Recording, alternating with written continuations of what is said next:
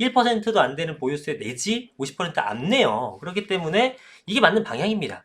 예, 대통령도 알고 있어요. 전월세 상한제라는 것은 월세를, 전세나 월세를 상승시키는, 시세가 얼마가 됐든 상한선을 적용을 하는 겁니다.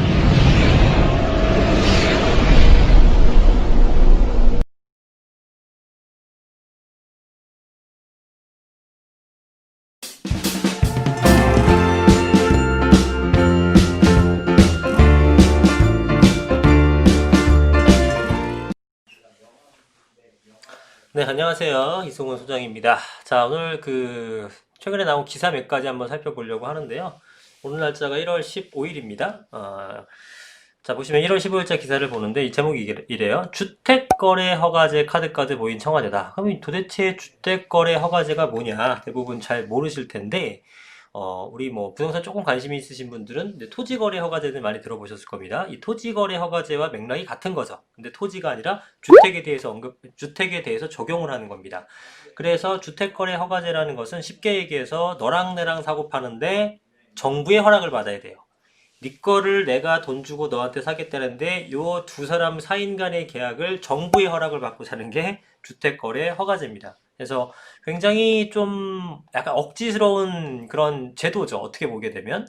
예, 그런데 지금 토지공 개념이다. 토지는 이제 공공의 개념이다. 이런 식으로 법리적으로 펼치게 되게 되면 주택 허가의 도입도 가능할 수 있다라고 이제 생각을 하는 겁니다. 그래서 지금 쭉 내용을 읽어보니까 굉장히 조심스럽긴 합니다. 워낙에 파장이 큰 거기 때문에 사실은 옛날 참여정부 때도 하려다가 못했었던 거고 또 지금 현재 김현미 장관의 입장은 주택거래 허가제 도입 방안에 대해서 매우 부정적이다라는 입장을 보인 바 있기 때문에 이게 쉽게 이렇게 바뀔 것 같지는 않습니다. 그러나 지금 정부가 이런 카드까지 지금 고민하고 있을 정도로 굉장히 강한 그런 어떤 대책을 구상하고 있다라는 것을 좀 홍보하는 것 같기도 합니다. 예, 그래서 그런 정도로 좀 고려해 보시면 좋을 것 같고 일단은 현재로서는 주택거래 허가제가 아니라 주택거래 신고제잖아요. 그거를 이제 또 3월 달부터 아시겠지만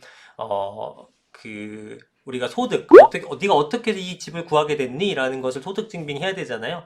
자금 증빙을 해야 되잖아요. 그거에 대해서 그냥 쓰는 것이 아니라 증빙 서류까지 이제 해야 됩니다. 3월 달부터는. 그거를 모든 거래에 적용하겠다. 이런 식으로 지금 얘기가 나오고 있어요. 지금은 9억 원 이상인데. 예, 그래서 그런 대책까지 나오고 있고, 그 다음에 9억과 15억 이상 두 단계로 제한준 대출 기준을 더 낮추는 문제도 고민한다. 무슨 얘기냐면 9억 원 미만도 대출 기준 더 낮추겠다. 대출을 아예 그냥 꺾어버리겠다는 거죠. 대출 안 해주겠다. 그럼 사실 실수요자들한테도 굉장히 피해가 가기 때문에 부작용이 분명히 일어나겠습니다만 지금 눈에 보이는 게 없어요. 지금 어떻게든 투기꾼 잡아야 되기 때문에 대출을 꽉 죄는 그런 정책을 할 가능성이 높다라는 겁니다. 그래서 주택거래 허가제까지 나오는 모습을 보이고 있어요. 기사가 몇 가지 있는데 한 개만 더 보겠습니다. 규제에 관련된 내용이니까 규제 요거를 볼게요. 요거 잠깐 볼게요. 아파트값 안정화에 만족 안 한다. 강력한 대책 끝없이 내놓을 것.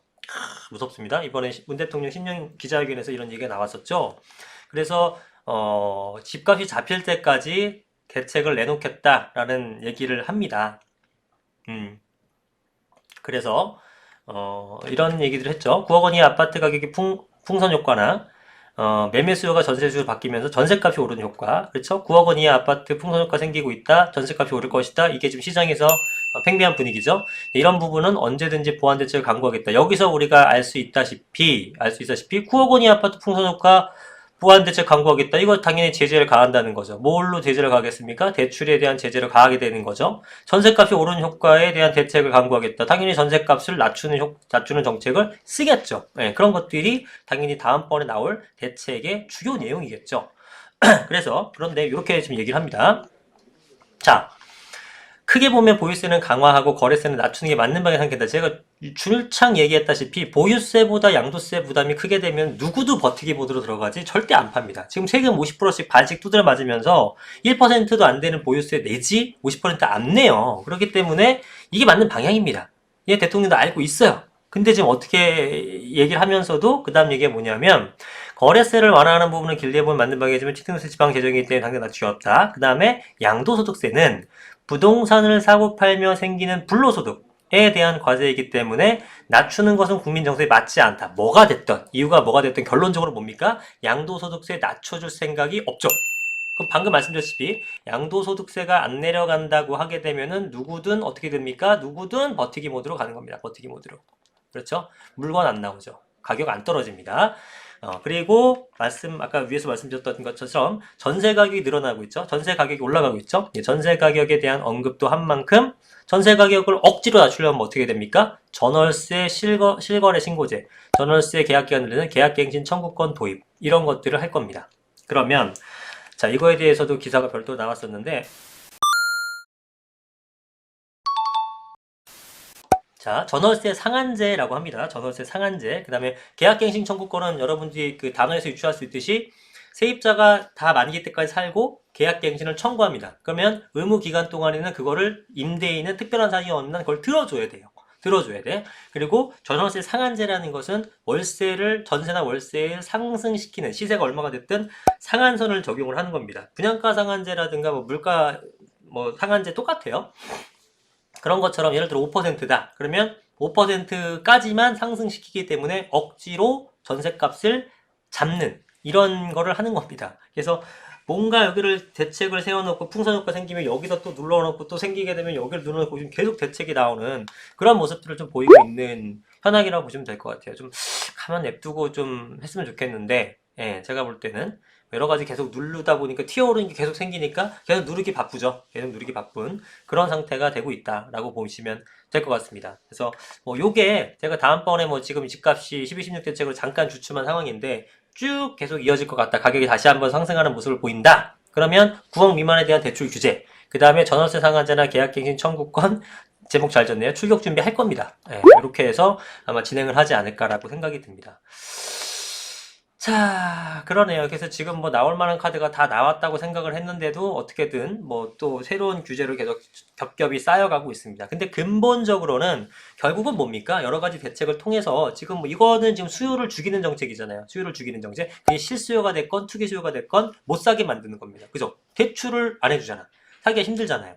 그런데 이와 동시에 반드시 뭘 해야 된다? 공급을 줄여야 된다. 제가 누차 말씀드립니다만 지금 서울의 공급 대비 수요가 워낙 많기 때문에 수요를 조금 줄여봤자 여전히 수요 초과예요. 그렇기 때문에 얘를 줄이면서 얘를 올려야 되는데 이걸 안 하잖아. 이거 하는 게 제일 좋은 방법은 뭐예요? 양도세 완화죠. 양도세 완화에 이렇게 돼도 역전되면서 가격이 빠질 텐데 이건 안 하고 있고 이건 고정된 상태에서 여기서 이렇게 줄이고 여기서 이렇게 줄이고 에이 다시 올라가네 또 올라가고 줄이고 에이 또 올라가네 이거 반복하는 거잖아요. 그러니까 이게 지금 공급량을 좀 늘려주는 거를 해야 되는데 그걸 못하죠. 또 공급량 늘린다고 해서 또 신도시 만들고 또 이러고 있죠. 3기 신도시. 그게 서울에 있는 수요를 얼마나 뺏어오겠습니까?